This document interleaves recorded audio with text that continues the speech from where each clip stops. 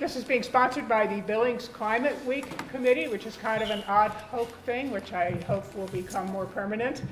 And it's also by Northern Plains Resource Council and the Montana Environmental Information Center. So we are, this is our thing, and now it's your thing. So,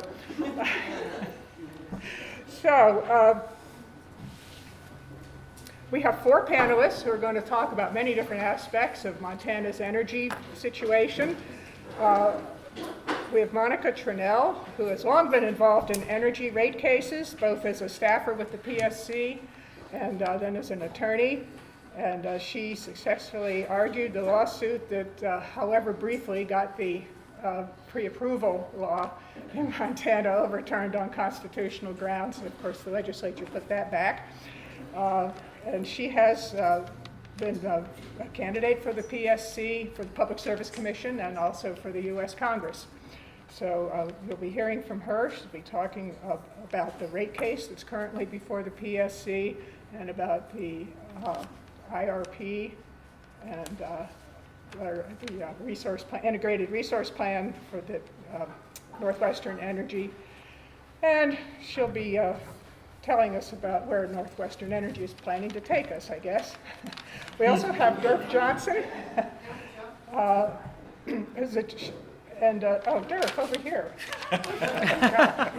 I didn't bring my glasses. Derf is the chief lobbyist for Montana Environmental Information Center, and he is here this evening to tell us what the 2023 legislature hath wrought for Montana's energy future, especially with regard to coal and renewable energy and the Laurel methane plant and all the other things they did or didn't do for us.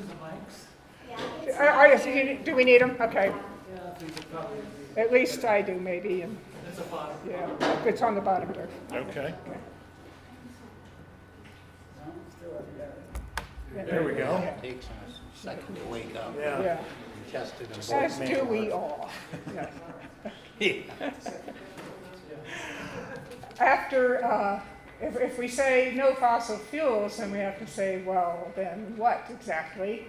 And that's what Steve Loken will be talking to us about, because we clearly need to be much more conservation-minded and efficiency-minded in our buildings, in our automobiles, and in every use of energy. And so that's what Steve has been doing for decades and decades. And he's currently the owner of Loken Builders in Missoula, and he'll be talking about that. So our first speaker, though, is Dr. Steve Running, who is a professor emeritus from the University of Montana. He shared in the Nobel Prize in 2007, Nobel Peace Prize, that was awarded to the Intergovernmental Panel on Climate Change as a lead author. And he's going to be giving us the global picture about climate change and what's happening. So, Steve, you ready? Are we? Yeah. Let's cut the lights, and I'll take the mic.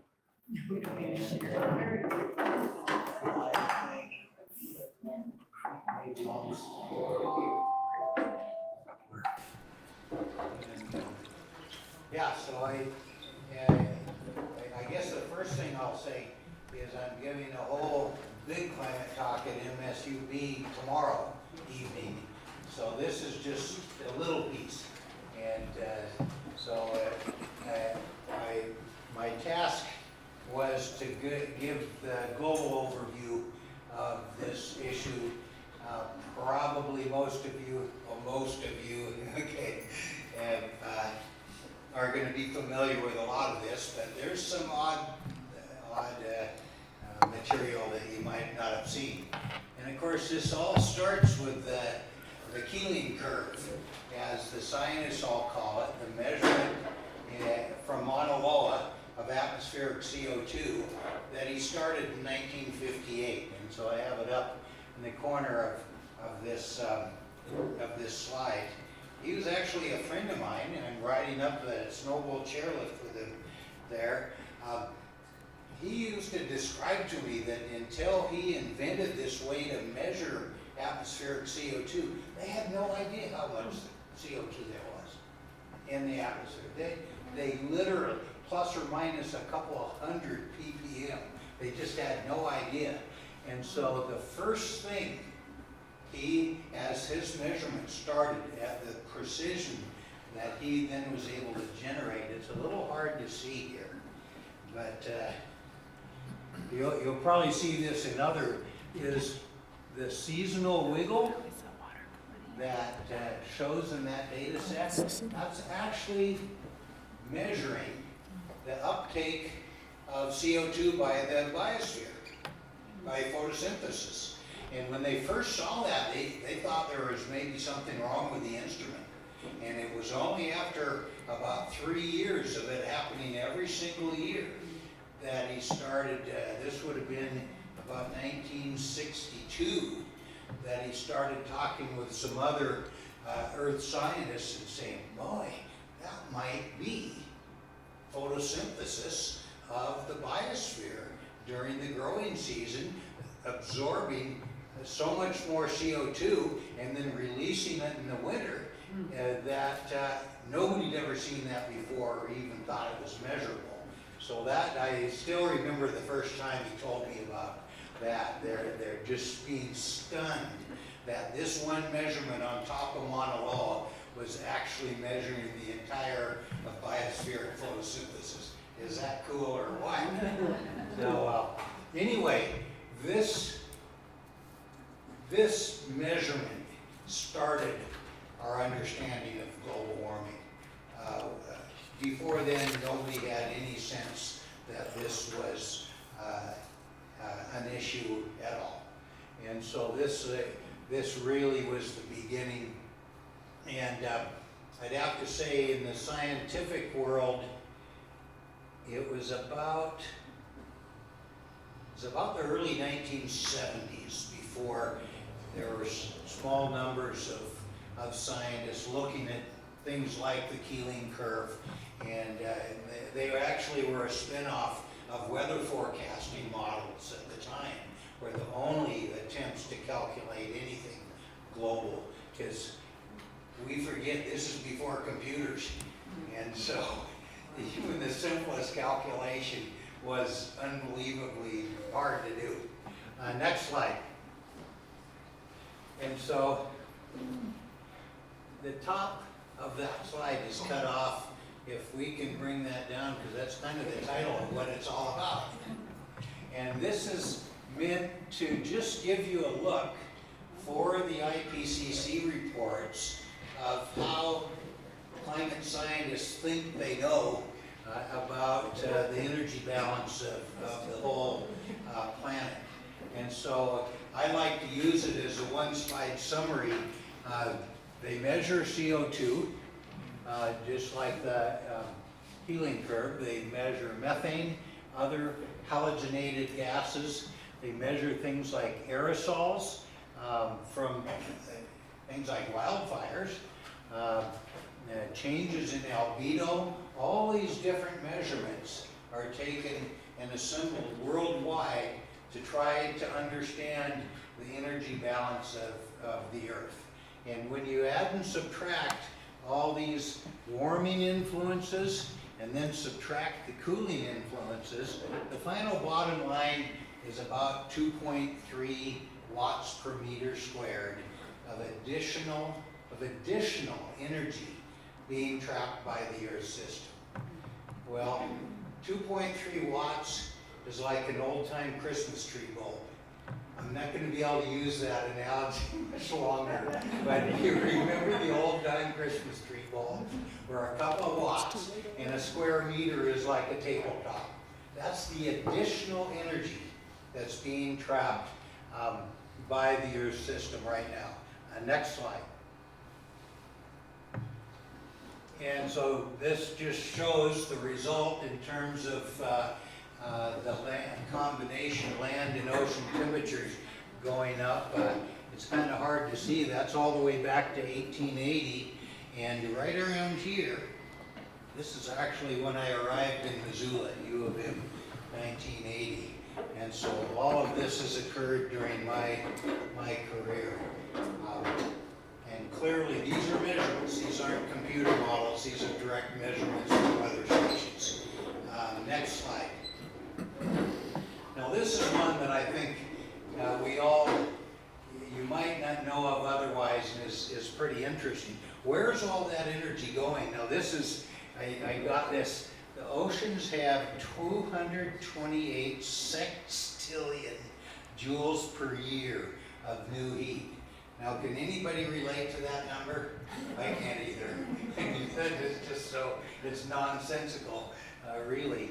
But when we put it in a relative balance to the rest of the climate system, it helps us understand that almost all that new heat being trapped is going into the ocean. The atmosphere is actually a tiny bit of our climate system. Only a couple of percent is the atmosphere. We like to talk about the big sky. To us climate scientists, it's actually the little sky, the puny sky, the minuscule sky on a global basis. And so all this heat is pouring into the oceans. And then we don't know when and how it's going to come back out. And that's why it's so hard to project, other than the air temperature increase, the other activities in the climate system, how they're going to start changing, and already have. Next slide. For example, we already have evidence that hurricanes are getting stronger. There's not more of them, but when a hurricane hatches, they tend to get bigger.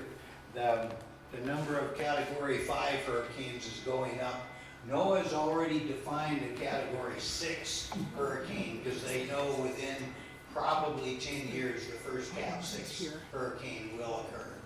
And so they're getting ready for that kind of extreme event, while in no way can we predict when it's going to arrive. Next slide.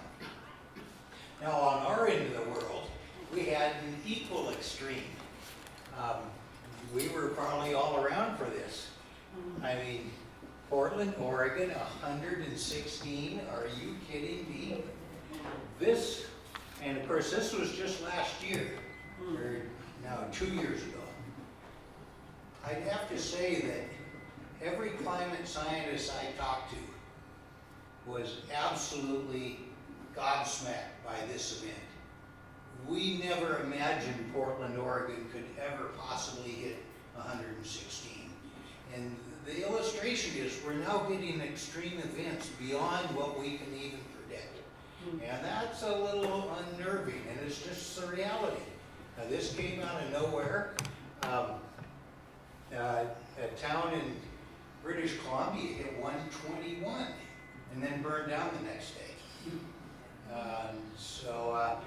This is on our end of the world an illustration of an extreme weather event that's pushed beyond the normal distribution that we've ever understood before. And that's just kind of the world that we're going into. Next slide. All right, so now that was a brief look at actual climate stats. Now we're going to look at carbon. Because of course CO2, carbon dioxide, and methane CH4 are the molecules that we're most interested in, and that's when we end up focusing on fossil fuel emissions, because this is where the CO2 and methane is coming from. This is a global look starting from 1990, and it simply shows the accumulation of fossil fuel emissions worldwide. This is all the countries added up together. And it's kind of ironic, the only time it's ever gone down for a year was with economic or COVID catastrophes. I really hope we can come up with a better way to reduce emissions than that. But you see that it's still going up. Next slide. Okay, what are the components of those emissions? Well, the king is coal, is the highest point of emissions here. Again, this is worldwide. Oil second, gas, natural gas third. You may not be aware that producing cement actually takes a lot, has a big CO2 footprint, and so it's down there at the bottom. These are the four primary anthropogenic emission sources. Next slide. This is the emissions from the U.S. and a couple things that are worth recognizing.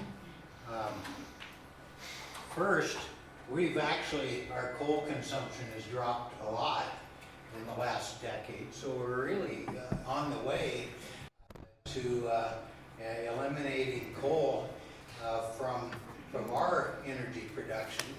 The unfortunate thing is that then we're selling it all to China. The coal trains go right through my town in Missoula. I see them every day of the week. And so this is what the emissions look like for the U.S. and particularly you see that oil and gas, oil is just about, maybe we've hit peak oil for consumption for the U.S. It's not going down, but at least it's not going up. Certainly gas is still going up, and so the only good news here is that coal's going down. Next slide. And of course, where is all the coal coming? China.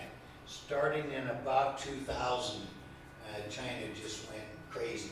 And I just read last week, they're still building like 2 new coal plants a week. And so, and then on the other hand, they're also the biggest solar panel producer in the world.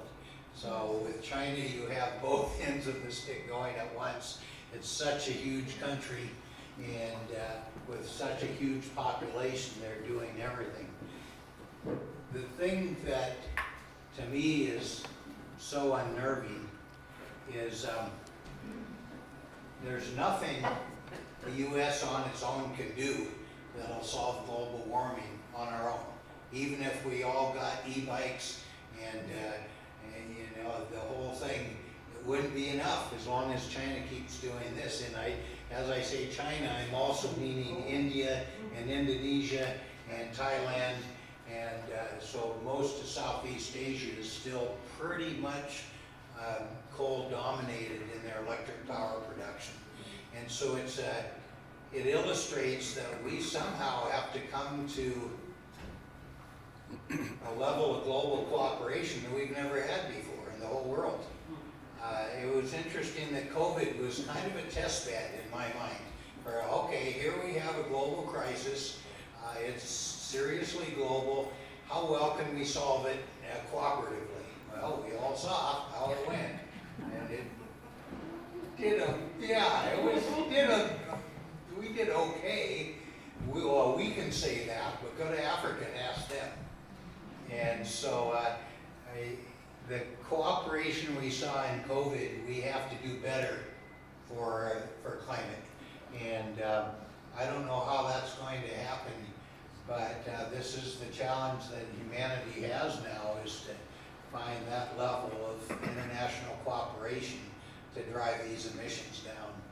And the good thing is I don't have to do anything except have these all tell you how they're going to do it. I think that's my last slide. Let's see. Is that? Oh, that's right. I like this slide a lot because it kind of puts all in one slide the big components of the global carbon budget. So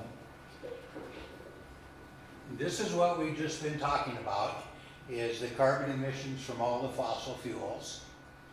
There's another component that often doesn't get much discussion, and that is carbon emissions from biomass burning, from agricultural burning, from wildfires, from land use changes. That's not an insignificant number. So we think it's about 11% of total human-generated emissions. And then where does it go? Well, it turns out that the oceans take up about 26% of those emissions. The land takes up about 29%, And then this is the Keeling curve. This is what's left. It stays in the atmosphere, and that's what the Keeling curve documents. What I find interesting is for society, we can work on this, and we can work on this, and we can actually work on this, and people are even working on this. So we have virtually every component of the global carbon budget that we actually have forward progress that could be made. So reducing fossil fuel emissions is not the only game in town. We can work in every one of these other aspects, and we're going to need to close this gap. So is there another slide? I can't remember. Oh yeah, and this just shows the spaghetti of these are the emission concentration pathways that the big climate models project to see where we might be going by 2100 here. And of course, this is what we used to call business as usual. If we keep in a fully dominating fossil fuel economy, and then as we ratchet down then those emissions, then we will also ratchet down the temperature responses. People misunderstand this spaghetti as being model error. And no, it's not model error one bit. It's uncertainty of what humanity is going to decide to do. And so if we do nothing, we just keep up on this. And if we do everything, then we could end up stabilizing climate really by about 2060. And so it's game on right now. We'll see what happens. And my other esteemed speakers are going to tell you how they're going to do it. I love to hand off the hard part.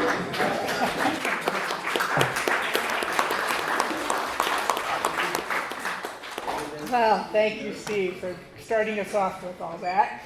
And now Monica Tranel is going to tell us about how Montana participates in this, in our little piece of this big global picture. Thanks, Kathy. I'm going to try this one and see if it's ringing a little bit less. It's not on at all, so it's not ringing. Yeah, no, it is. It takes a minute. It's on. Okay. That one was just giving a little bit of feedback. Okay. So I'll try this one and see if it's a little bit better. Is that okay? Everyone can hear me? Thank you. So I'm Monica Tranel, and I'm a proud Billings Central RAM graduate. I won't tell you which class. Back in the days when the big families were all there. So kind of nice to be back in my old stomping ground where I grew up. So I'll just piggyback on what Dr. Running was talking about and set the stage for a rate case for a utility. But to give that some context, what I want to talk about is kind of the larger picture, and then I'll go into the rate case, and then some things that you can do. And I think the context is important, so you know what you're doing and why you're doing it when you use your voice and act as an advocate. So we have decided as a sapient species that we all want electricity and that we're entitled to it. It may be in the Constitution somewhere. We've now crossed the 8 billion mark as humans, and India is now the largest population in the world. And India, as a different model, they are trying to put solar panels on every roof there, but without a centralized utility, it's very difficult to do that, because while we complain about net metering and some of the problems of that, without any kind of a centralized system to hook into, even with resources and the ability to use solar panels on roofs, there's a difficulty in interconnecting those. And so the grid is important and what we do is important. But it is important to recognize what's happening in other countries. About 70% of India's electricity comes from coal. And as the climate situation gets worse, they have hotter weather and longer, more days and longer hours to be using electricity. And so this feedback loop is one that has to be interrupted. And that last slide that Dr. Running has, I think it's important to come at this. This is not a binary thing. We have to do everything we can as soon as we can, as much as we can, and not look at it as we're screwed and we can't do anything, or we have to do everything. We have to do as much as we can where we are. So what is a utility? So in 1935, America said, we're going to put electricity everywhere, the rural electrification of America. And what that looked like in some places was rural co-ops, but there were basically three models. So there are public utilities, you see that in your city-owned water, and there are rural co-ops, which are member-owned, not profit. Most of those are distribution only. They don't generally generate whatever it is they're selling. They usually just sell it and buy it wholesale from somewhere else. So in western Montana, most of the co-ops, Ravalli Co-op, Missoula Co-op, up in the Lincoln Co-op up in the north, they like to say they're 97% renewable energy, which is true because they buy most of their power from the BPA. So those are kind of the principles. The only utility in Montana that's publicly owned, the only electric utility that's owned by a city, anybody know? Take a guess. The lowest point in Montana, if that's helpful. Troy. Yep. So they actually the city owns their own electricity generation. They have a little hydro dam there that they use. So there is a model and an example of that in Montana. And Northwestern then is the largest utility in Montana. It serves about 400,000. Flathead Electric is the second largest with about 50,000, and then MDU is actually the third. The co-ops total in Montana serve roughly the same number of customers as Northwestern. And Northwestern's service is, most of its customers are Missoula, Bozeman, and the cities, so Helena, the urban areas. And so the investor-owned utility was created as one of the models for delivering electricity, because in America, we are in the business of business, right? We like to make money here. The investor-owned utility model has basically three parts: generation, so what you make electricity with, the transmission, and then the distribution. And so the decisions about what resources are used are driven by profit for investor-owned utilities. If you build a big plant, then you have a big resource. You can put that into rate base. You can recover the cost of building it plus a profit. So you're allowed to earn a profit on the amount of money that you spent. So there's a baked-in incentive to build big centralized plants. That's the model that came about in the early 1900s when we decided it was a good thing to put electricity in everybody's home. So in that investor-owned utility model, there's no competition, right? We've got a monopoly. And so what we have to act in place of competition is the regulatory body known as the Utility Commission. And so these utility commissions in Montana were one of 11 states that elect ours. Their job is to say, is that resource a good decision? Is it the best decision? Is it the lowest cost? And should we all, as the ratepayers, be required to pay for it? And if so, how much? So does anybody remember when the Colstrip units were built? You know, because you grew up out there. So I went to grade school in Ashland, and the rich kids lived in Colstrip. And then we moved to Broadview before the substation went in. I watched that thing getting built out there. So Colstrip, 4 units, the unit 4 was never in rate base until 2008 when Northwestern bought it after the deregulation, re-regulation. It wasn't in rate base. If anybody's interested in reading some history about that, there are some Montana Supreme Court decisions that are actually quite interesting from the 70s and 80s. So they weren't allowed to recover a profit on the acquisition and the building of the plant What they were allowed to recover were some of the costs of it. So the commission is not stuck with this binary all in or all out, which is important to remember as we move forward through a rate case and what it is and how you recover the cost of the resources. So that's kind of the general overview. In a rate making proceeding, the utility comes to the commission and says, we need to earn X amount of dollars so that we can be a financially healthy utility and have good credit and borrow money and do our business. That's the rate making paradigm, right? They are a public utility. They have a mandate to serve everyone.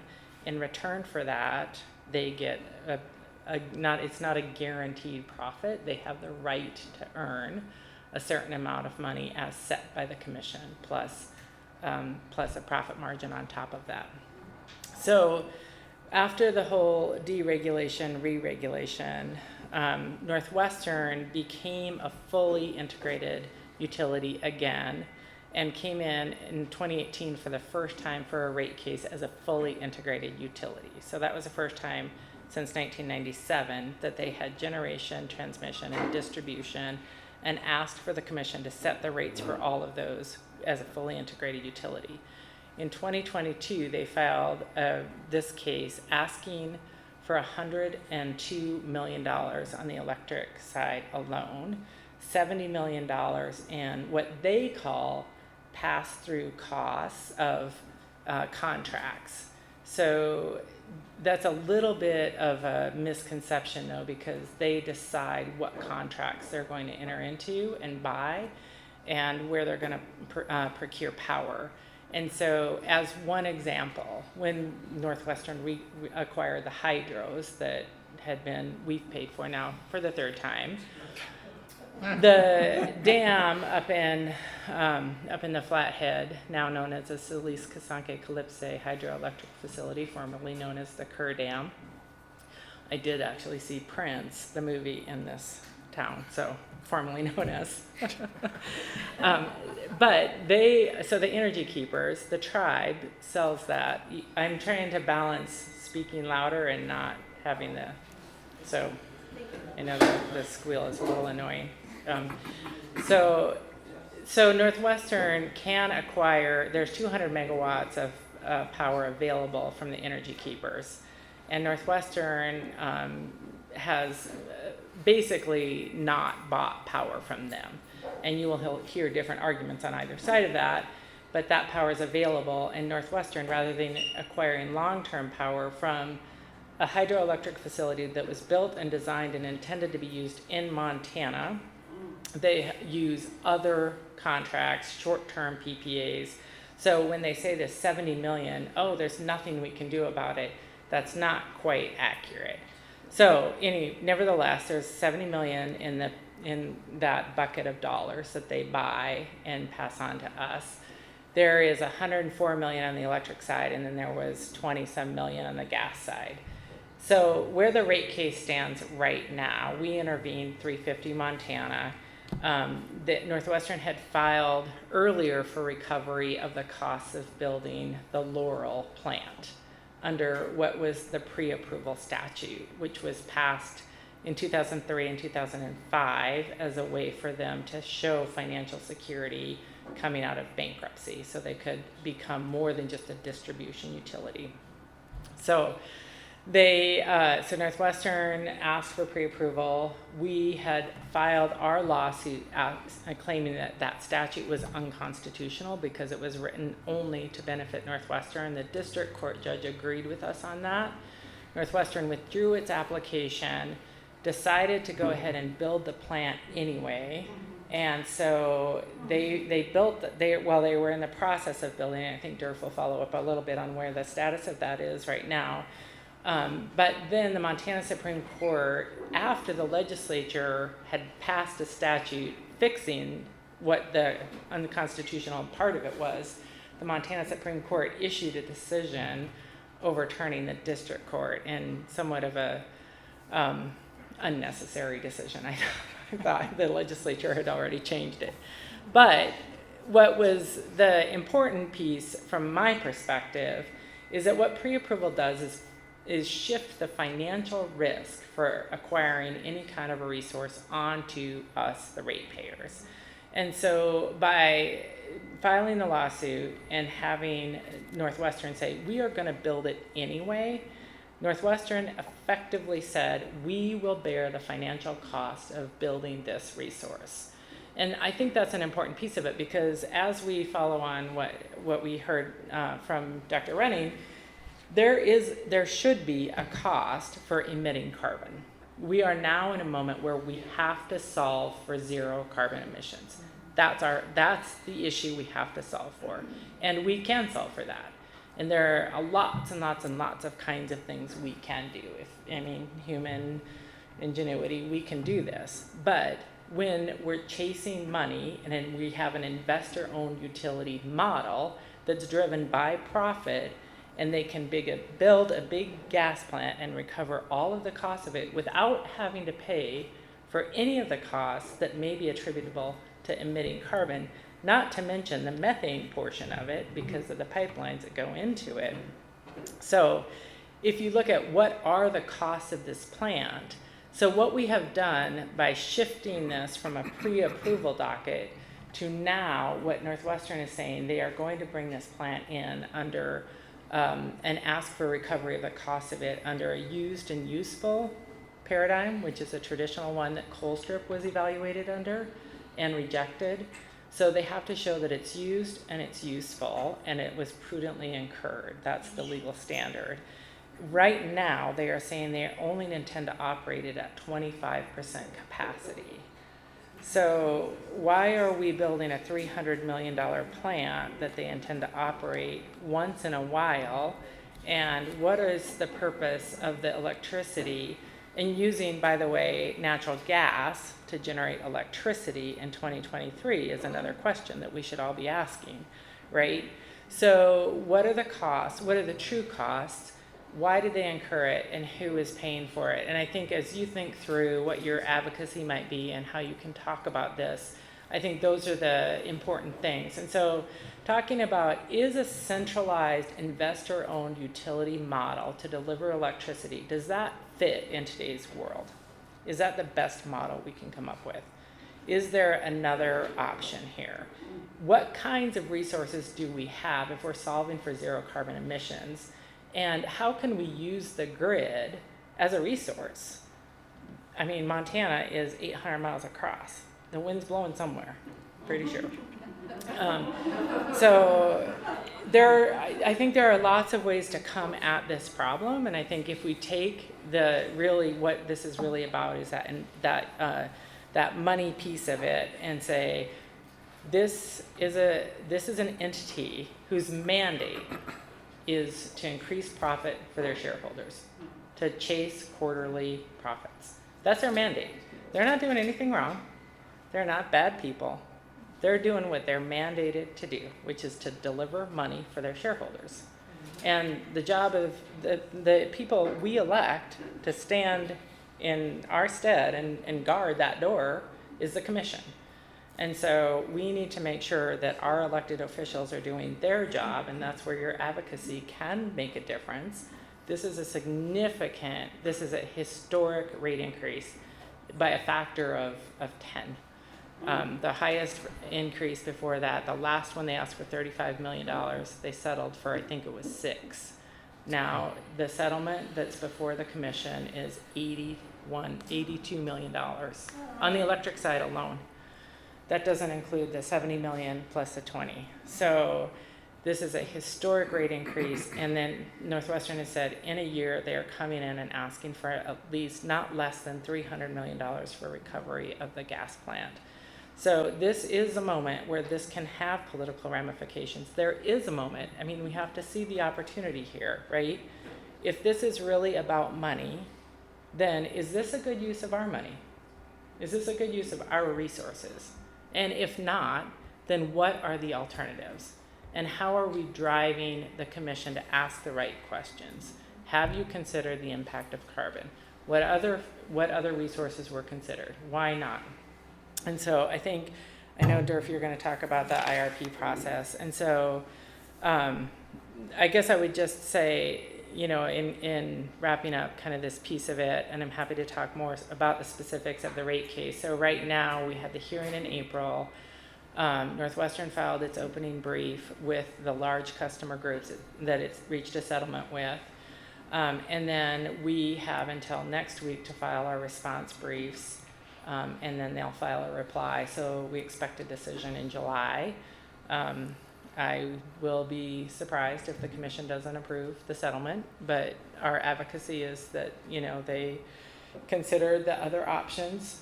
Two very specific examples of costs that Northwestern thinks are costs of delivering utility service, electricity to your door. They think management executive bonuses are a cost of service. I don't agree with that, but we'll see. That's up to the commission. Another thing that they think is a cost of service is advertising. And when I asked, why does a monopoly have to advertise? They said, the answer was, well, people think we're a dirty utility, and we don't like that. So we don't want management to have hurt feelings, right? So are these legitimate costs of service?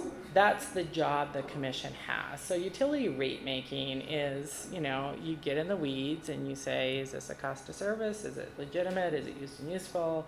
All of these, processes that you walk through and you have to make decisions about.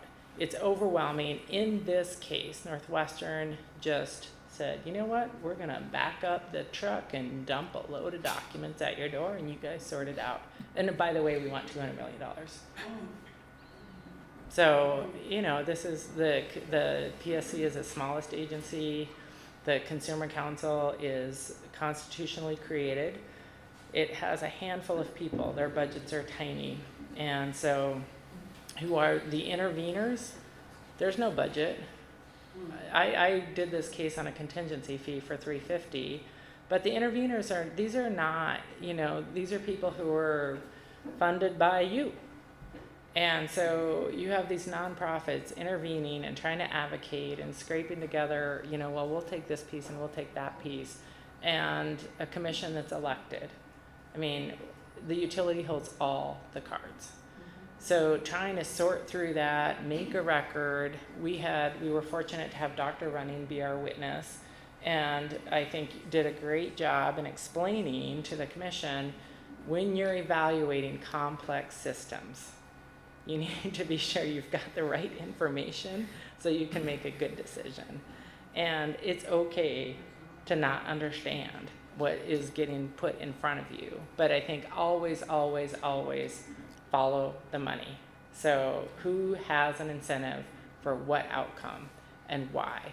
And so in that context, I'm happy to answer any questions about the specifics of it, I think, when we're done. But I guess, is it Derf up next? Or? Thank you. Thank you, Monica.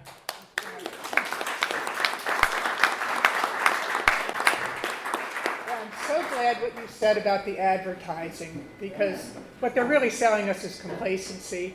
The last thing they want is for people like us to organize and elect representatives in the legislature and on the Public Service Commission who actually care about consumers more than the shareholders for the utility. So that's what we need to do. So our next speaker is Derf Johnson from the Montana Environmental Information Center, and he's going to talk to us about what our favorite legislature did this year. Well, two tough acts to follow, certainly. I'll do my best, but some very eloquent speakers. Again, my name is Derf Johnson. I'm with the Montana Environmental Information Center. I'm a Montanan. I actually am a graduate of the Bozeman Hawks. And one thing I like to always bring up, because I just think it's true and it's said a lot, is that Montana is a small town with long roads. And I see a lot of familiar faces here. So it's nice to catch up with a lot of people. I see current and former legislators, so I got to watch my tongue a little bit. And what I want to do is try and tell a little bit of a story about both the gas plant, its construction, as well as how that drifted into the legislature, and some of the considerations moving forward for how this might all roll out. So Monica touched on it a little bit. There's a gas plant that Northwestern is currently constructing, and right now there's a pause on it because of a district court order. But this particular gas plant, I'm sure all of you are familiar with it. It's over in Laurel, right outside of the city limits. I spent some time over there today. And our number one concern as an organization really is climate pollution. That's what it comes down to. When I see Dr. Running's presentation, it scares me, and I want to do something about it. So one of the things that we really dedicate a lot of resources towards is trying to basically shift our energy system. So we saw this gas plant coming down the pike and had some concerns. Initially in the pre-approval process, and then in the rate case, and now they are potentially coming to try and get it rate-based into this sort of complex docket called a Power Cost and Credit Adjustment Mechanism, the PCAM. That's apparently where they're going to try and insert at least part of it into the rate base for Northwestern Energy. And we've been participating in all of these different forums. What probably you saw in the papers recently was a district court judge here in Billings vacated the permit for the air quality permit for the plant. And that was caused by a lawsuit that we brought challenging the environmental assessment. Now this is something that's required under the Montana Environmental Policy Act. And the environmental assessment entirely ignored climate change. Didn't give a nod to it. And that was because, according to the Department of Environmental Quality's reasoning, they were prohibited from doing so from a law passed, I believe, in 2011, brought by Senator Keene out of Butte, Democrat, that said that environmental assessments or environmental impact statements cannot look at or address environmental issues that are regional or global in nature. And the target there was to apparently to try and prevent the analysis of climate change. Now, the DEQ leaned on that when they developed this environmental assessment. We're just going to put blinders on. It doesn't exist as far as we're concerned. And we took them to court over it under two different sort of legal theories. One, it doesn't say that we need to analyze the climate on a global scale. What that law says is certainly there's going to be climate impacts in Montana from this action. I know that all of us are living it every summer and every winter now. I mean, the climate is changing.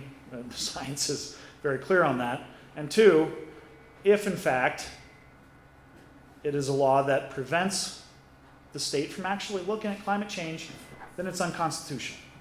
Because in fact, we have a right to a clean and healthful environment in the state, and the Montana Environmental Policy Act carries out that right. In fact, the legislature has acknowledged that that's one way that our right is basically obtained by the state, is through those reviews.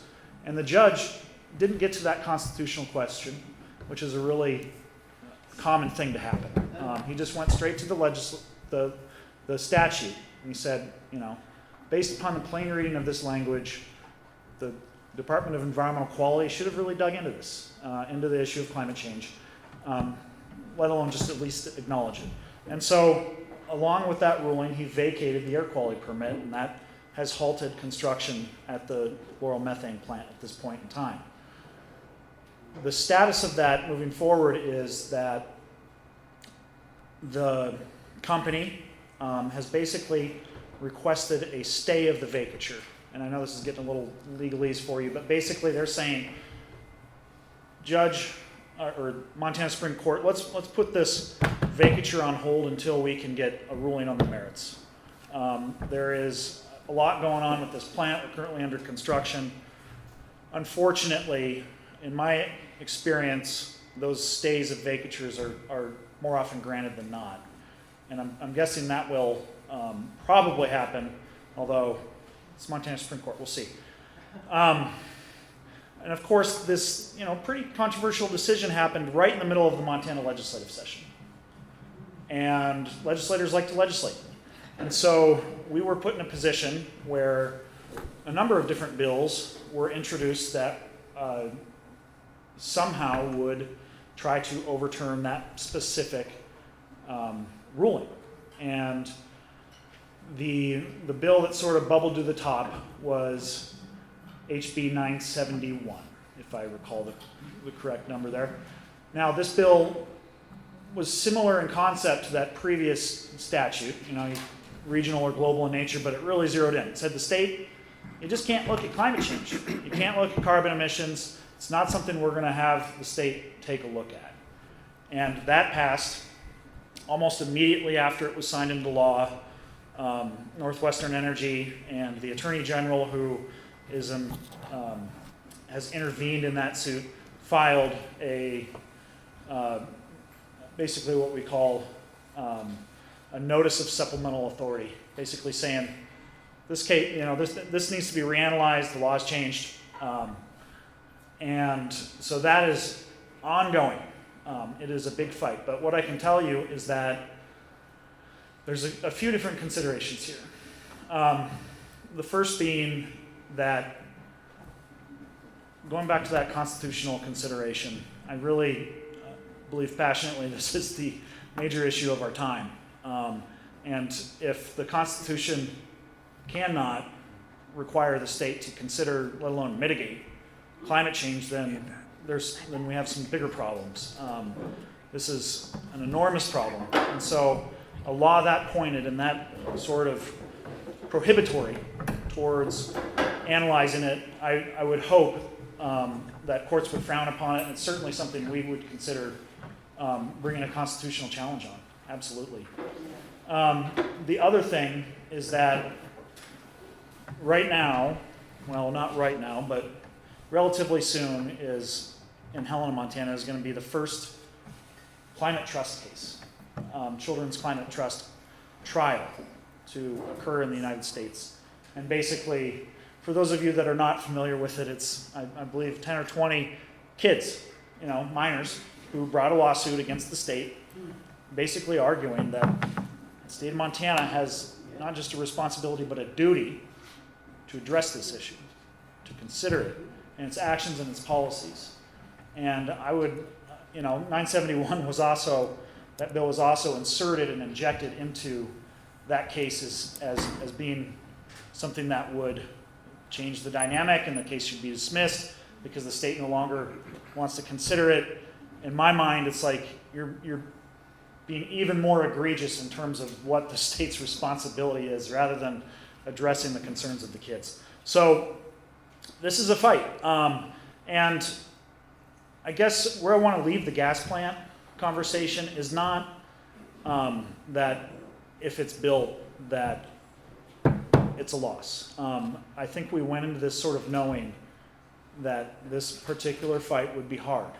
However, Northwestern will almost certainly be proposing future facilities and future gas plants. And the precedent that we're able to set in terms of our advocacy and in terms of the law will matter significantly in those fights moving forward. And so, there's, at this point, with as far along as the construction is, it's probably going to happen, but that does not mean that that's the end of this road. I've been doing this work for a long time, and this is definitely a marathon, not a sprint. The other thing that I really want to talk about is resource procurement planning, or the IRP, because this is a chance for you all to plug in a little bit. Every 3 or so years, I believe it's 3 years now, that publicly regulated utilities in Montana are required to basically go into the Public Service Commission and come up with a plan for their resource adequacy over the next 20-year horizon. So they often use a complex set of modeling in which they demonstrate reliability and cost effectiveness for different types of resources. And that process is currently underway at the Public Service Commission. It's a fairly significant process. It's somewhat somewhat non-binding on the utility. They can deviate from that. But if the Public Service Commission were to say this plan is inadequate, it doesn't consider X, Y, Z, that is an important signal of financial risk and business risk to the PSC. So that process is underway. Northwestern has basically just submitted their draft resource procurement plan, IRP is what it used to be called, where there are several different inadequacies. The most glaring being that we now live in a country with a flawed but significant climate plan. The Inflation Reduction Act passed this past summer, and that has really changed the landscape for utilities in terms of the cost of different resources and how they do planning. Northwestern gave really short shrift to what is a very significant change in the policy realm that they operate within. And so we're still working through that process, but I can tell you over the next couple months, that's going to be a big sticking point for us, is they needed to much more adequately consider that in their modeling moving forward. The IRP, the public hearings and the public comment process have not been announced yet.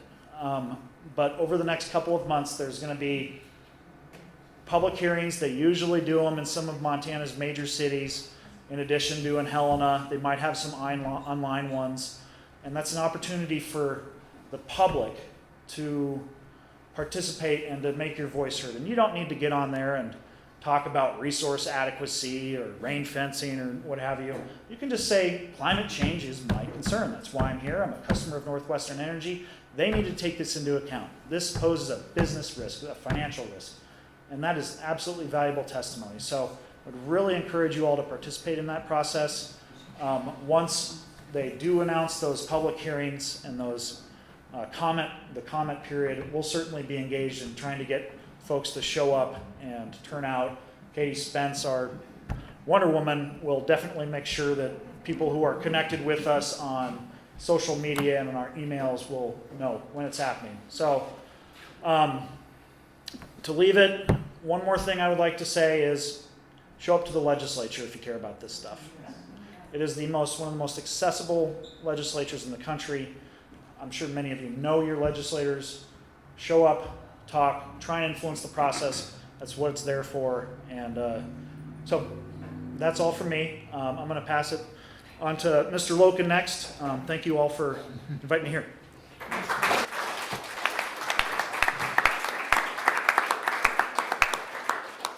Oh, thank you, Derf. So we've heard about how bad the problem is worldwide and what's going on in Montana that is not helping very much.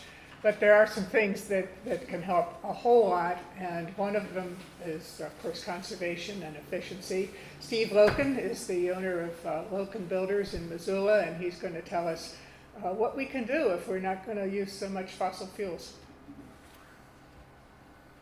This is a tough act to follow. I was raised by frugal Norwegians, and I got a job for the Forest Service up in Libby, Montana, just as they were closing the head gates at Libby Dam. And I saw this magnificent river being turned into a 90-mile-long reservoir. And the destruction of everything below that high water mark to make that clean, renewable energy for our future so fixed my brain that I wanted to do something to not let that happen again. So I committed myself to starting a construction company to conserve energy in the built environment because I liked working with my hands. I was a carpenter, and so I did a lot of passive solar houses, retrofits, remodels, and new construction. And trained a lot of my competitors in Missoula to do the same thing so we could conserve energy resources and water. My frugal Norwegian parents thought that waste was not part of what we should be doing as kids. And every time I turned around and I saw big houses that were poorly built, and being in the trenches and watching waste, I tried to make a difference. And that has been a really good career. for me. But for all of you in this room, it's kind of staggering, the statistics, when you see that half of the houses existing in Montana today don't even have attic insulation. Many of them don't have wall insulation, and they have crappy windows. Because the bulk of housing construction in this state was in the 60s and 70s. We had no codes, poor insulation, and the people that did it didn't do a very good job. Enormous potential for retrofitting existing housing stock in Montana. I could be working for a lot longer. But I wanted to put that to you because the Bonneville Power Administration, which built that dam in Libby, also now has, because of our lawsuit against the construction of the Libby Re-Reg Dam and the Kootenai Falls Dam, I helped start the Cabinet Resource Group up in Libby, and we sued the Corps of Engineers in the 11th hour to stop the construction of that Re-Reg Dam because we didn't think a river should go up and down like a toilet flushing just to regulate the flow for fisheries and produce more clean, renewable energy for Bonneville. But Bonneville then was mandated by Congress to create the Northwest Power Planning Council. And they're the huge supplier, the wholesaler of electrical energy in the Pacific Northwest. They sell much of that to the rural co-ops in Montana, which Monica described as being a lot of the consumers, the customers in Montana are rural co-ops. So when Bonneville started selling them electricity, they said, you're going to get this electricity, but we're going to try to make sure that you know that the least expensive way of producing electricity is conservation. So every year they come out with their power plan. And the power plan for the region of the Pacific Northwest includes almost 5,000 megawatts of energy each year in conservation savings. That's the good news. The bad news is there's 5,000 megawatts of electrical energy being wasted out there in agriculture, industry, residential. It's staggering. We need to concentrate on conservation because this energy transition that we're all involved in and we're all talking about is extraordinarily difficult and challenging. And I wanted to put some of this stuff out to you because this is not going to be easy. And there's some promising things that I want to explain to you that are happening. But this is a tough road to change from coal and gas to something else. What is that going to look like? And it's kind of sobering when you actually start looking at the numbers. And this is so weird coming from me because I'm a granola eater from Missoula. Like we're a baby eater. You know, No. they let me out. They let me out here in eastern Montana because you are coal and oil, and there's jobs, and there's whole communities that are dependent on this. And what's that going to look like in the future if that all changes? These are human beings too. So I wanted to put out to you this interesting fact. Steve's right, Monica's right, coal is the bad boy. Coal is producing more carbon dioxide in this state than anything else. We export a lot of it. That coal goes to the coast, goes to China, and guess what they make with that coal? They make solar panels for us. They're enormously energy intensive to make solar panels. I'm putting this out to you because it's not easy. It's not black and white. So those solar panels come back to us, and Colstrip 3, which is scheduled to shut down, Colstrip 3 has a rated normal capacitance of 800 megawatts. It's rated higher, but it only actually produces on average about 800 megawatts.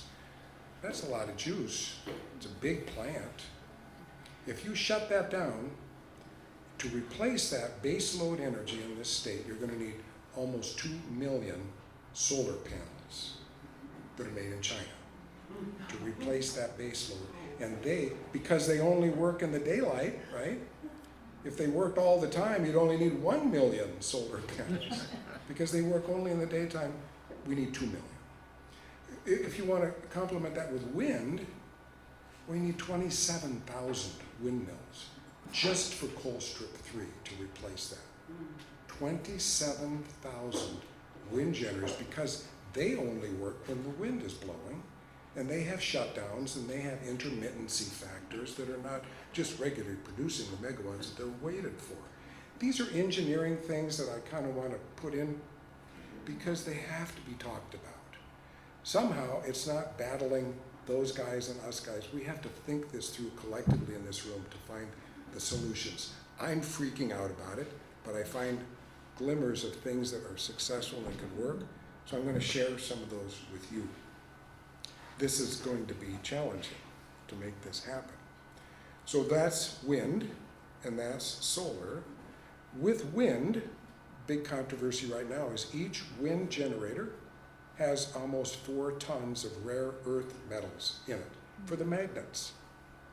4 tons. They last about 18 to 20 years, and then they have to be taken down because the vanes crack and the composite material is not safe anymore. Currently, we're taking about 18 to 20,000 of these veins per year are being landfilled in Nebraska. They cut them up and they landfill them on agricultural land in Nebraska. Now I'm thinking to myself, if we're coming up with renewables that are better than Libby Dam and better than coal, then we better do it right. So if we pick the battle, it should be the right battle. There's ways now of shredding up the blades and they can be ground up and added to cement. Well, that's one solution. But we shouldn't be landfilling this renewable future that we're talking about. Also, photovoltaic panels that are made for us in China, enormously electrically intensive, coal intensive to make them. They last about 45 to 50 years and then they're landfilled and they have heavy metals in them as well. Gallium, nickel, and other things. So, yeah, okay, 40 or 50 years. So what's this bridge going to look like? What is this future going to look like? 27,000 windmills just for one coal strip plant, 2 million photovoltaic panels strewn all over the city, but we're still, or the state, and we're still wasting energy because we don't know how to consume it in our homes, in our industries, in our agriculture. So let's do the finger pointing where it belongs, and I think it comes back to us. We don't need as much electricity as we've been wasting, and it's been cheap. So a rate increase sounds sobering. When things cost more, we don't use as much of it. We don't throw gold, nickel, out the window.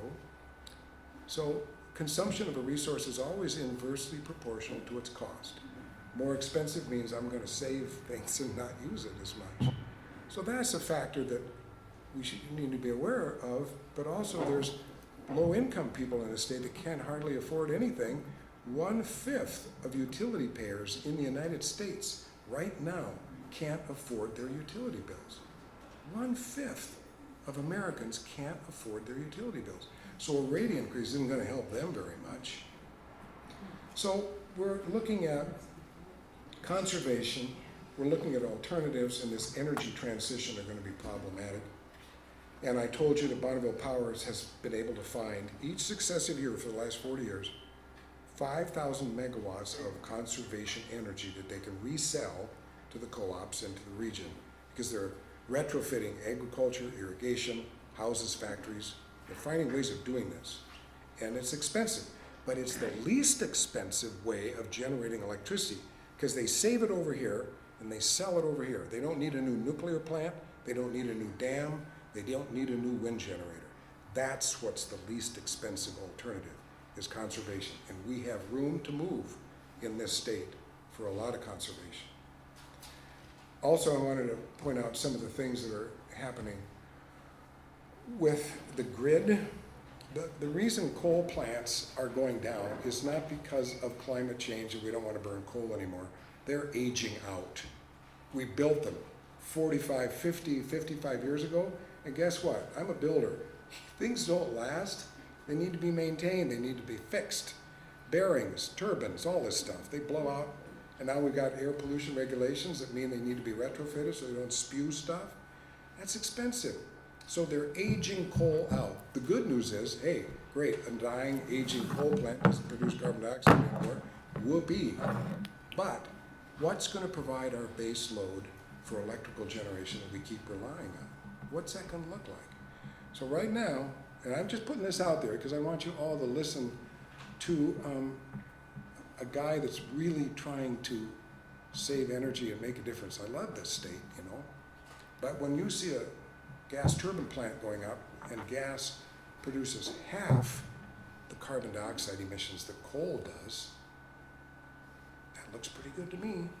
Somebody told me I had to eat 50% less food or consume 50% less lumber in my houses. That's a big deal. 50% reduction's a big deal. It's a bridge fuel. So what does a bridge fuel look like? Yes, it pollutes. Yes, it's not efficient. Monica said 25%. But here's the problem utility companies have. We don't all use electricity at the same time evenly. We all turn our air conditioners on. We all take showers at the same time. And that peak in the utility grid system is catastrophic for them. They have to figure out a way to meet the peak, hold the base load, and keep all of you happy. Air conditioning sales are off the charts right now because everybody wants one. Hotter summers. When they turn those air conditioners on all at the same time, yo, there's the peak. Where do they get the energy for the peak? That's the most expensive thing. Many parts of the United States pay top dollar for that peak because it costs so much to produce that peak over the norm. So I'm not arguing for or against, I'm just putting it out to you that these are complicated issues that need to be figured out by all of us. We're all probably going to be paying more because we're the consumers and they're trying to provide electricity for us and they're also trying to make a profit.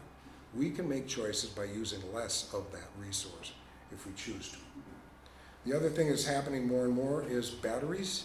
Did you guys know that there's a battery technology company right in Columbia Falls, Montana? They use zinc and air, not heavy metals, not lithium, not cobalt, but they use zinc and air. These are grid scale batteries. They're huge. They have 20-year warranties on them, and they're putting them into grids all over the United States to help even out this consumption curve so we don't have peaks as much. We need battery research. We need smart battery research and technology on Northwestern's grid. Northwestern needs to get its act together with promoting more conservation on their grid and less generation because that's cheaper for them all the way around.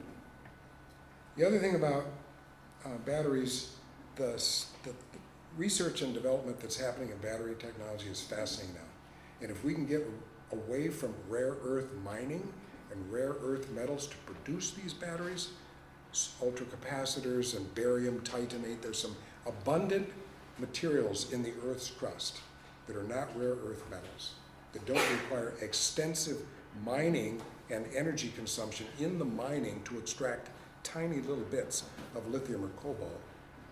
We can find some success in that. Also, we have this aging grid. The grid in the United States is just as old as the coal plants or older, and it needs upgrading.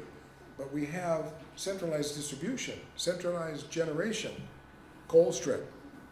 So here's a nice little community out there, coal strip, and one of the things that's happening, 5-6 years ago, geothermal was kind of a joke. People didn't talk about geothermal very much because it was expensive, didn't work, made no sense. But 30 and 40,000 feet below our feet is a lot of heat, a lot of heat. We have the technology now. They've had conferences in Texas in the last 2 years. It's interesting. 14,000, 15,000 people show up at these geothermal conferences now. And there are a lot of oil guys that show up at these geothermal conferences because they've got the drilling technology. They've got the know-how. So instead of brushing those guys aside, the collaboration that we can have with the oil industry to drill 30 and 40,000 deep holes, which are being done to tap that deep earth heat and bring it up right where a coal strip is. They've got the turbines, they've got the grid, they've got the transformers right there. They don't need to burn coal. If they just want heat to boil water, duh, we can get it other ways. So the promise of geothermal with microwave fracking is enormous. And that microwave fracking uses about $500,000 worth of electricity one time. The borehole is vitrified, it doesn't need casings, and there's heat there for a long time. That's one thing that I find very promising, as well as the batteries we talked about. And I want to make sure you guys have plenty of time for some questions too, but I just wanted to point out what Derf was saying earlier. But the Inflation Reduction Act is a $1.9 trillion deal that we got by one vote passed. That $1.9 trillion gives $369 billion for energy, security, and climate change. That's never happened in the history of this country before, ever. Climate change, $369 billion. And that money is going to be used for cutting greenhouse emissions by 40% up till 2035. These are projections, but if we can get our rear in gear and use this money for conservation and resource efficiency, we can make it happen. There's also environmental or electric vehicle credits. By the way, utility industries are freaking out quietly at night because if we all buy electric vehicles, we just kick the can down the road, and they're supposed to provide us with juice. Peak juice, base load juice, we want more juice from them. Not taking responsibility ourselves, we're kicking the can down the road. Make sure they provide us with a carbon dioxide free generation. That's the rub. What does that look like? What's that going to look like? This Inflation Reduction Act also will provide credits for geothermal, solar, biomass, fuel cells, battery technology we talked about, and more micro hydro. All these big irrigation ditches you've got around here on Fairfield on the line, those big irrigation ditches can be retrofitted with turbines that are low head, high flow turbines. They don't grind up fish. They don't need giant dams, huge amounts of concrete infrastructure. They just turn slowly with high torque, and they're right next to a power line on the grid for the wheat ranchers. Those are retrofits that could be given tax credits and incentivization by this Inflation Reduction Act.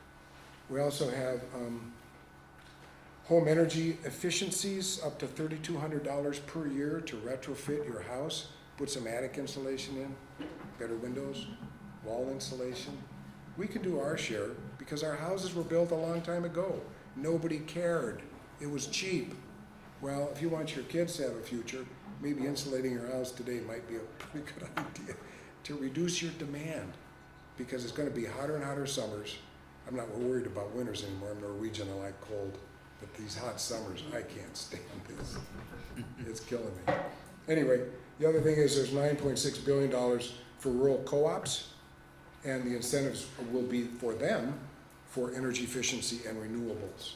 And that's pretty exciting for rural co-ops in Montana to be able to tap into some of this federal money to incentivize conservation in their grid so you all use less electricity. That's all I have.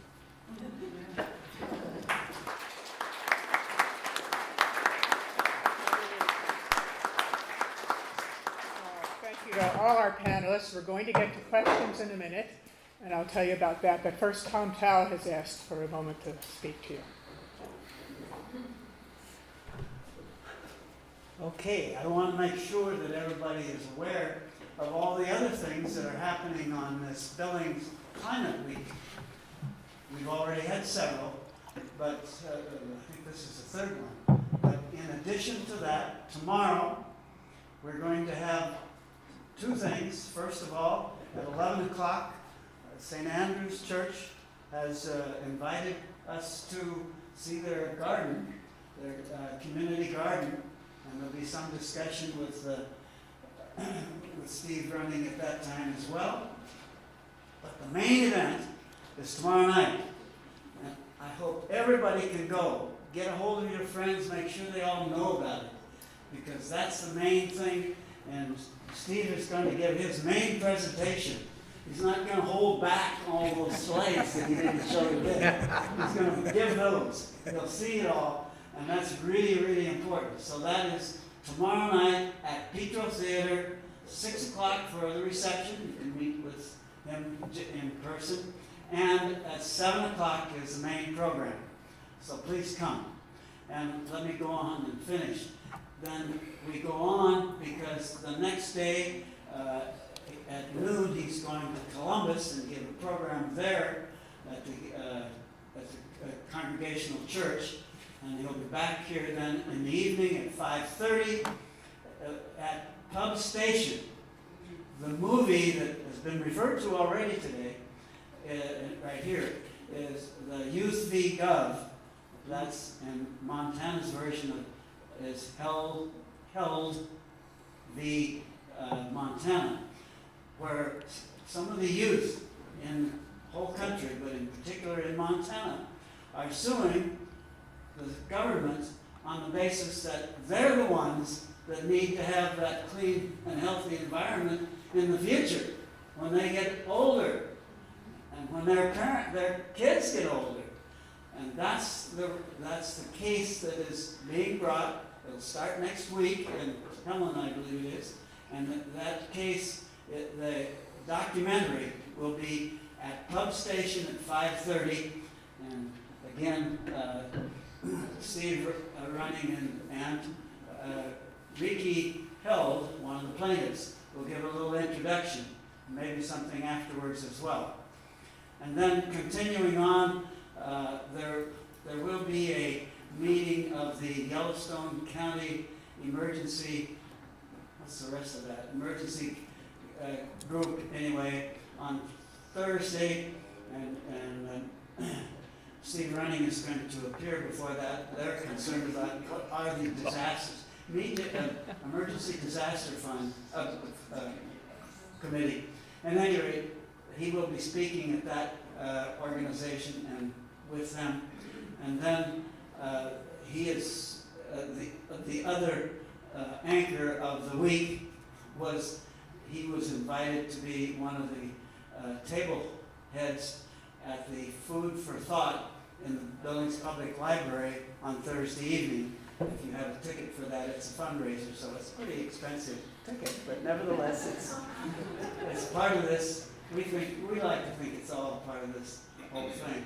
And finally, on Sunday at 1 o'clock, there will be a final event, and that's at the Unitarian Universalist Fellowship Hall on Central Avenue. And that will be where they're going to talk about plastics. What are we going to do about the plastics in this country that's getting ahead of us all the time? And we're in, I think, serious trouble if we don't focus on that as well. So that's the Climate Week in Billings. And I hope you can all at least come tomorrow night at that meeting at the Petro Theater. You had a question? Yeah, I had a footnote to St. Andrew is going to have a luncheon attached to that. A light luncheon. Like Yeah. just a You're all invited. Yes. Thank you very much. Thanks, Tom. And I promise after this, I'll never come back. And our recently Senator Mary McNally, did you want to say something? Yeah, just a couple of comments. First of all, I think it's great that there's a Billings climate. I wasn't aware of it until pretty recently, and I think it's long overdue, and I congratulate everybody that came in and pulling this off. And I was going to suggest that Professor Running, move here. Because he's rented a place here. I guess my one comment, and I spent years on the energy committees in the legislature. I still don't understand how we can get enough of the public educated about what could be different, because there's no leadership coming from the utility. I mean, we're going the wrong direction, in my opinion. And there's not, where the legislature's busy passing laws restricting what localities can do on some of this stuff. They're going the wrong way. No, we don't want you to put in anything that will facilitate renewables and new buildings. So there's this, and the PSC, don't even get me started. So, how do we, my issue for 12 years has been, how do we try to turn this ship around? And it hasn't, just with the politics and getting the right people in office and getting the right people to run, and particularly east of Missoula. Sorry to the panel, but it's a real issue here, and there's a real need to to educate people. And I'd love to hear any ideas about that, because I'm at my wit's end personally. Well, maybe that can be the first question. I do want to say that on the table, there is information about both MEIC and Northern Plains, and both of these organizations will set you up to get an alert by email when there's something that needs commenting on, either at the legislature or the PSC. If you want to sign the sheet, then you want someone to contact you. I know a lot of you already belong to at least one of these Let me say organizations. also that there's a schedule on There's a this. schedule for the whole week for If you Billings forget what Climate I Week. said. Yeah. Kathy, I'll speak to And, her question if you want. I'll speak to her question. Okay, and we are ready to go to questions, since Mary's asked it. And if you want to jot yours down, and we'll just take as many as we can with the time we have. So specifically, two things that you can take action on right now are, and Derf mentioned these, but the procurement plan, you can file comments on in that, and they do matter. I know the commission staff, having been a staff member, they read them and they take them into account, and recommendations are made on those. And those comments can be used later to take action against a utility if they ignore them. So it is important. So that's not a black hole, and comments on that procurement plan are important. So I encourage everyone to file them. And then I think the second thing is think about the gas plant itself, because Northwestern is going to ask that it be paid for by us. That ask is coming. So we now have a window of time to prepare for that, and you can intervene in that docket. You can, a citizens committee can intervene. Anyone can intervene. You can gather a group together, and you can say, what has your planning process been? And Dr. Running addressed that specifically. In this rate case, we said, what are you doing to plan for climate change? And the utility management said, nothing. My follow-up was, do you believe in climate change? To which I got an objection, and I said, I'm just curious. And the guy said, in my opinion, no, I don't believe it's real. But the question is, what are they doing to plan for climate change, and what are the costs? And I think Steve mentioned some things that, I don't think we agree on how we would come at some of these problems. I think the issue is, let's have an intelligent conversation. What is the problem? We have to solve for zero carbon emissions. We have to solve for that. Do we still want to fly planes? Do we want to build concrete? Do we want to have steel? Maybe those are all things we want to pursue. Can we do them in a carbon-free world? Probably, if we put our mind to it. If Northwestern's going to build this plant, and Derf said they will, then what is their plan so that it doesn't become a stranded resource in 10 years? Who's going to pay for it then? And those are the things we have to be asking, and we have to be pressing. And so intervene, show up, make your voice heard. I know that you hear that over and over and over again. But I think it's more than just making sure the right people are elected. We have to do that. But I think it's also participate. And I know I say this in Flathead County all the time, and I'm going to say it here. Which county has more Democrats, Yellowstone or Missoula? Anybody know? Yellowstone. Yeah. So.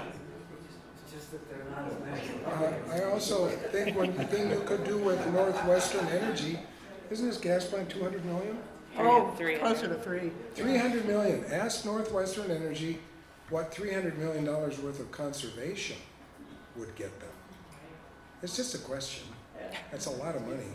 It would incentivize a lot of the consumers in all sectors. I think it's brilliant that, I know your frustration, how do you get leadership? But I think it's brilliant that kids are suing the state for a clean and healthy environment. Did you guys know this? I just found this out a couple days ago. The highest court in Germany 2 years ago granted kids in Germany the right to a healthy planet and future. That was 2 years ago in Germany, the highest court. So if international precedent in the legal world makes any difference, these kids might have a shot at this. Thank you. Okay, I'm going to ask you to come up and claim the microphone, and in order to ask you a question. And so we'll just put in as many as we can. And I have one of my own, which is, I've been wondering all along, if this plant is only going to run maybe a quarter of the time, how is it going to pay for itself? And you touched on that, Monica, but I don't believe it.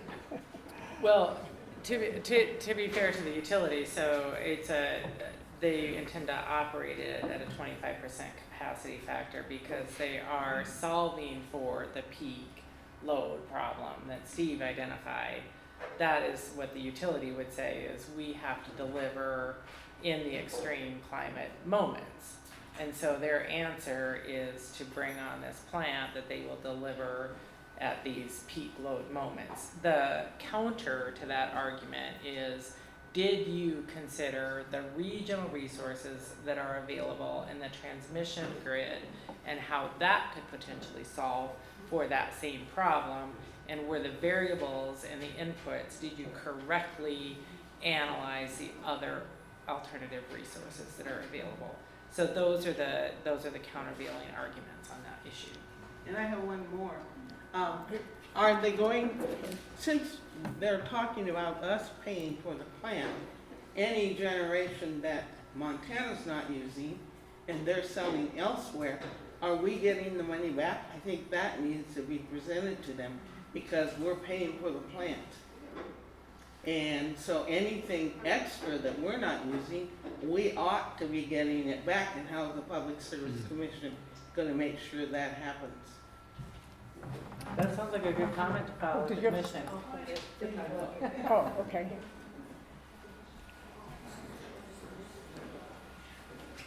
Can you hear me? So if our Constitution already guarantees us a clean and healthful environment, and it seems to me that there's already all of these violations of our own Constitution going on, and then I think Governor Gianforte just made some declaration, you guys probably know better than I, that like, I think there was a coal mine, like a new coal mine being built, and another plant being built, and they weren't going to be required to do any air, assessments. I don't know how this is going on if we have a constitution and they're just blatantly violating it, and then you have people that are actually celebrating those declarations. So that's kind of my question, like, what do we do about these blatant constitutional violations? And while I'm here also, I wanted to announce that there's a clean energy fair going on in Billings on August 12th, being put on by Montana Renewables. So in case, I just learned about it myself, but I just wanted to put that out there as well. Derf or Monica, can you? I'll take it. Okay. At the bottom, it's Still here? It's on the bottom. It takes a moment to come on. Okay, that's a very big question. The Constitution is just words on paper, and ultimately to bring it into effect, it requires a court to basically issue an order to define what the Constitution means. The Clean and Healthful Environment Clause was actually defined in 1999 in a case brought by MEIC v. DEQ, in which the Supreme Court found that our right to a clean and healthful environment is fundamental. And that term fundamental is a term of art.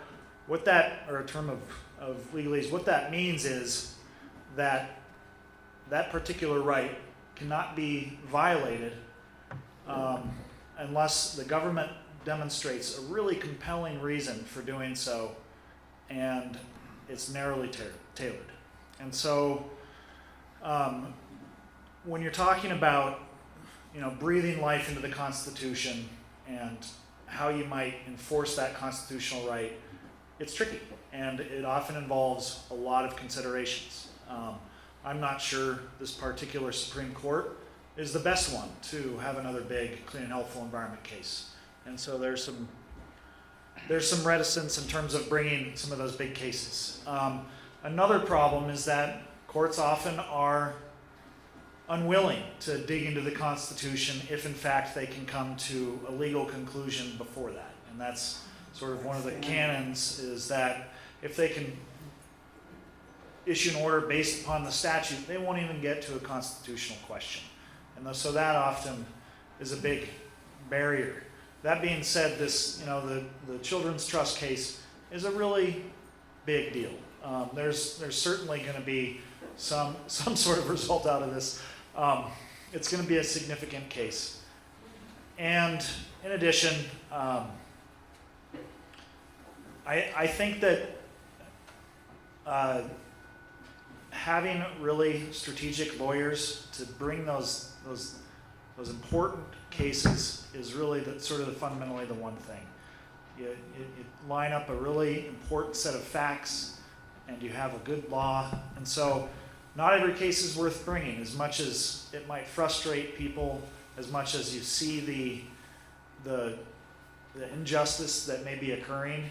A lot of people, we like to try and think strategically about how we try and move that needle forward based upon a really good set of facts and law. And so it can be a frustrating process. Don't forget, it's in the Constitution twice, not once, but twice. The clean and healthful environment, two different places. Thanks, Tom. That's absolutely true. Yeah. And he knows more than me. Thanks, Derf. Here's your first question, is what is zero carbon mean? All right, go on. Does anybody give me an answer about how far zero I use it in the form of zero carbon emissions. emissions sound? So go ahead, Okay. go ahead, Steve. What does the Steve has an emissions answer. qualify? It's on Steve. Okay. Yeah, we actually have instruments that measure the net carbon uptake and emission of any land surface. They're called carbon flux towers. There's hundreds of them around the world. So when you speak scientifically, there's a very direct, specific answer that net zero means that the uptake of carbon by the land surface equals whatever emissions come from the land surface. Once we get into humans being involved and emissions generated, by burning fossil fuels, then you start having way more components going in and out, as that one figure I showed. But as a point of mathematics, the inputs and the outputs should sum to zero. Would that account for the oceans? Oh, sure, yeah, we measure ocean carbon uptake also. And in fact, there's some ideas of how to enhance ocean carbon uptake that haven't panned out yet, but those are the kind of ideas that are working on to, in effect, enhance the uptake of the natural systems. Yeah, because I'm kind of, everybody been gathering this term around, and I've had so many reactions from it. So I don't think people really understand what it's about. But the main thing I'm worried about is that there's a natural need for CO2, because it's a natural occurring substance in the earth way before we even got here. And so we need to remember there's a natural basis for everything that's considered bad right now. There's probably some balance for it. It has a point of use. And one of the things I saw on a YouTube thing, no, it was on this thing. Can we leave time for people who may have questions? Yeah, I just wanted to state this one thing about how this agency did it.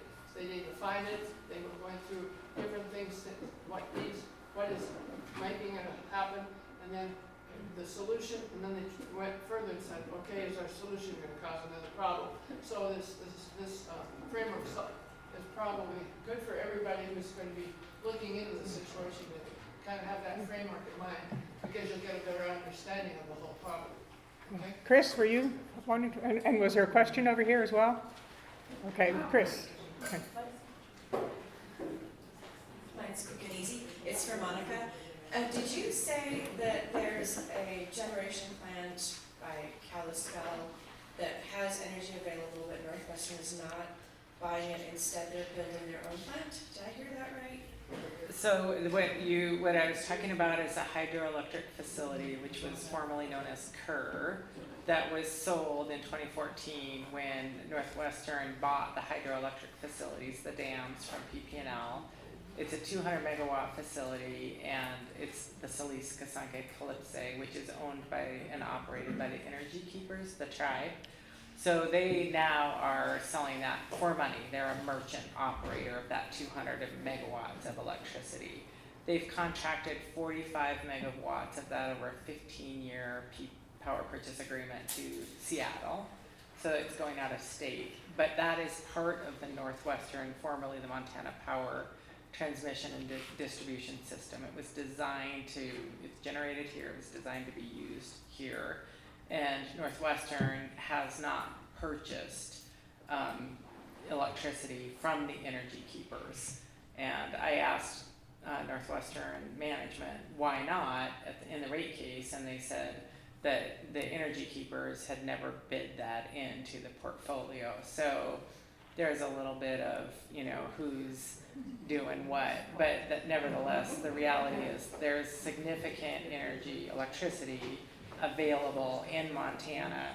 And when we talk about the capacity factor of the plant and are there other resources available, that's what I mean. So when you're solving for any problem, what are what are the variables? What are you considering? Is all of the data good data? So that's the facility I was talking about. That's the dam, incidentally, that regulates Flathead Lake. So it's an outlet at Flathead Lake. Yeah. I just wanted to respond to Mary's thought about informing people. I think it's very exciting that, Tom, I don't know how many, wasn't there 26 or 29 organizations who are co-sponsoring this 29. week? 29 organizations in this area who have managed to bring this about. This is our first Billings Climate Week. We'll have one every year, I'm sure. And we can give big thanks to Tom and his wife Ruth for really organizing this. But I think it's very encouraging. And every one of us and every one of our groups just need to keep getting everybody in our organizations informed and at this event tomorrow night. And I think it's a start of a wonderful thing that's happening in eastern Montana.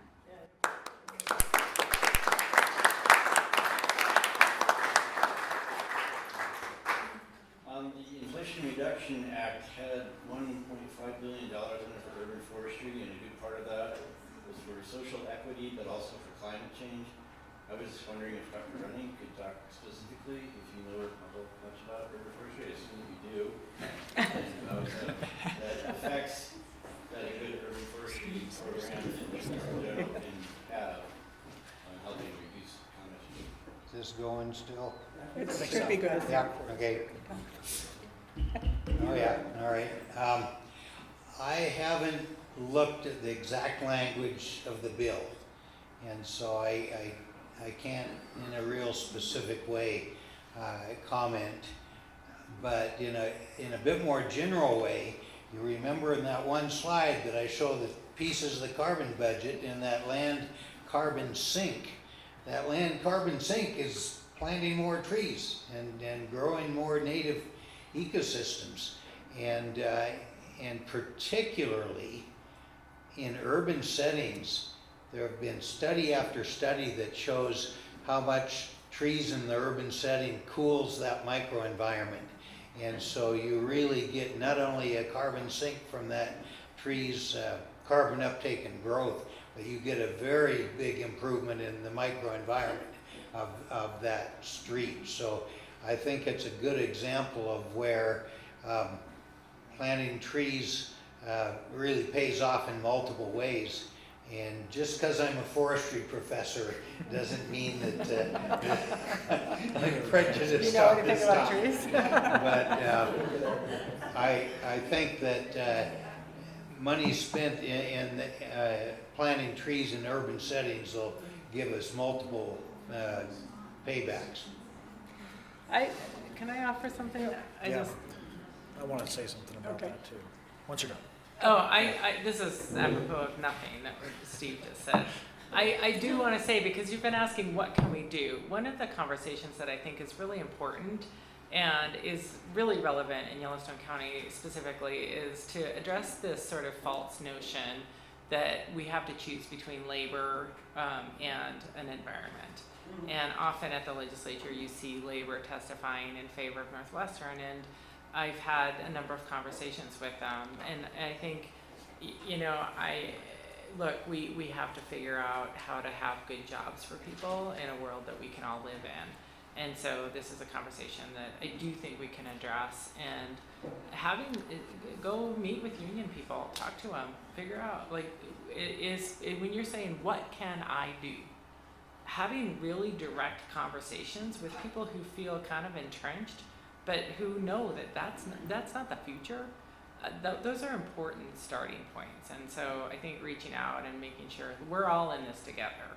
And none of us are getting out of here alive no matter what, but I think we're all invested in this outcome.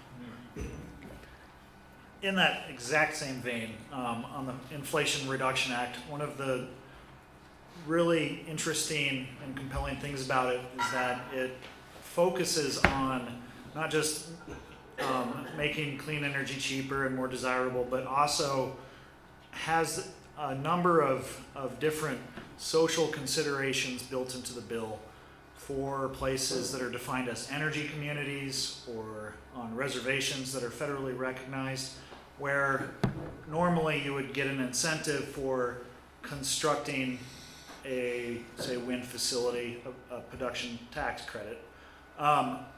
It is magnified if you live in an energy community. Places like Colstrip or Roundup will certainly qualify. And while it's not going to certainly be a replacement for what some of those industries are, it is a really big incentive that's built into the bill. And it's going to be really interesting to see how that rolls out, because that's for me, sort of a first in terms of energy planning that I've seen. Yeah, okay, if I can just say, as Monica said, we're not going to get out of this alive. And so I'm happy to tell you, watch the Billings City Council this month. They're going to be considering making green burials available at Mountain View Cemetery.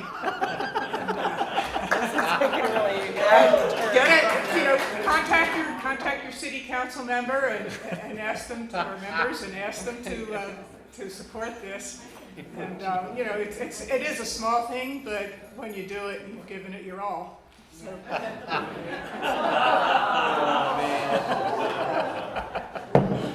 remember correctly, a few years ago, or maybe not too many years ago, there was a pump storage facility proposed for like Martinsdale or something. Is that project dead, or is it still a possibility? So unless anybody here knows more about it than I do, that's still on. They're trying to contract. They're trying to find an off-taker for it. It's 400 megawatt pump stored hydro. So it's gotten some criticism for being too big, but it's still it's still in process, and I think there's still hope that it will go forward. Okay, my next question is. There's 3 people behind you if you're going to get to the end of the line again. One of them's going to ask it anyway. Okay. Probably for Mr. Loken. I'd be curious to know what the difference between generating electricity directly from fossil fuels, a mix of fossil fuels, versus producing solar panels to then generate electricity might be. Part of the reason I asked for that is because we were recently drove between north of Las Vegas down to Lancaster, California, and there are literally dozens, maybe hundreds of square miles of solar panels in that area, which could you're getting probably close to feeding in Las Vegas and maybe LA at that point. I don't know how far apart they are, but anyhow. Yeah, that's a good question. Generally speaking, the efficiencies of solar panels, photovoltaic panels, averaging around 14%. They're getting up to 18% efficiency now in terms of conversion of light to electricity. Coal strip, a good, well-maintained coal generating plant operates at around 30, 31% efficient. So they're a lot more efficient, just in terms of efficiencies. But solar only operates during the day, and coal generation keeps that efficiency up all the time. Is that the net though? Yes. And then your response about those solar panels in Vegas, yeah, they got unlimited sunshine down there, and in Arizona as well. They do have some concentrating facilities down there where mirrors concentrate the light and steam ammonia and other gases to create a lot of megawatts. I think there are 80, 100, 120 megawatt facilities down there. And what they're doing is that they're salts, so they can store the salts in big tanks. These eutectic salts superheated, so they will actually generate electricity because they can produce steam after the sun goes down. So that's kind of cool. I don't know what the efficiencies of those are. Go ahead, Dave. As I listen to the panel, I hear expressions that this is a very partisan issue, and that's not going to get us there. It needs bipartisan. How would you suggest that this become less partisan and be more bipartisan? I can give you a very concrete example of that. So I don't know what your hospital energy budgets are here in Billings, but in Missoula it's about $1 million a year, the electricity budget. And I know that hospitals are closing programs across the state, nursing homes are closing. So if your rates are going up by 28% and your annual bill is $1 million, that's a pretty significant line item increase. And when you're closing down children's mental health units, the total cost is less than $250,000. You're talking about where you're allocating resources for your community as a whole. So I think of it in terms of energy freedom, energy independence, energy resilience. I have clients across the state who are ranchers, and their irrigation pivots use a lot of electricity. So, I try to talk about this in terms of practical results.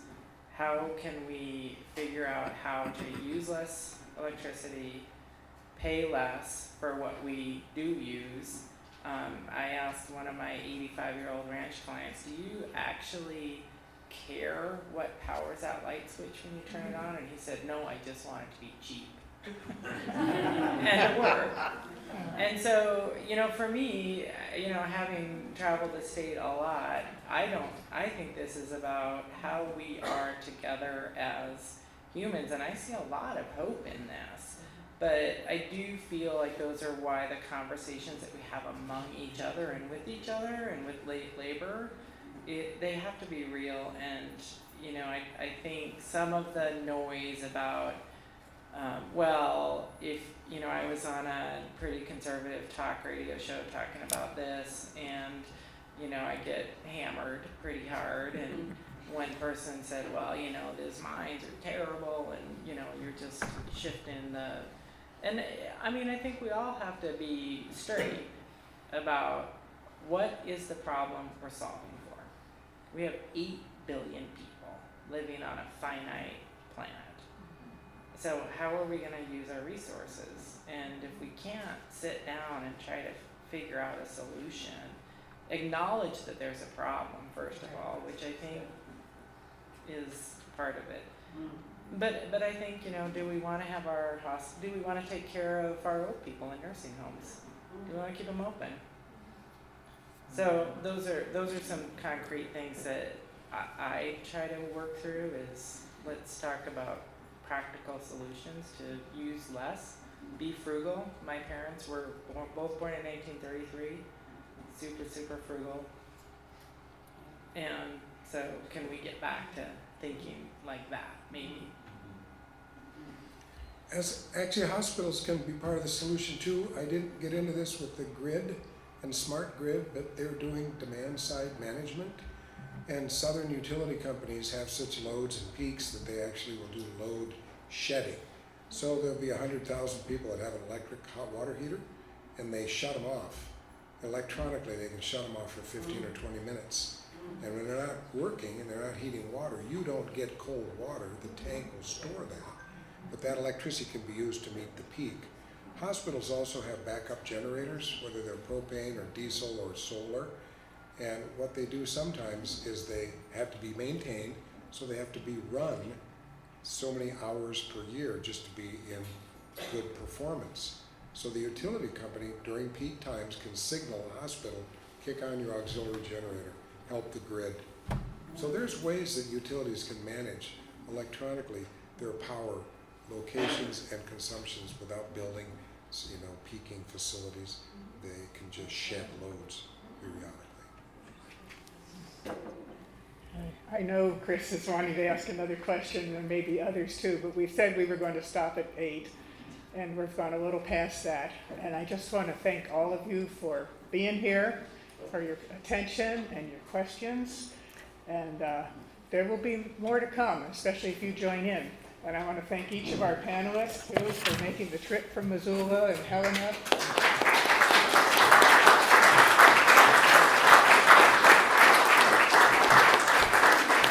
Let's just keep it going, and let's see if we can get more and more people who aren't quite so close to needing that green burial option.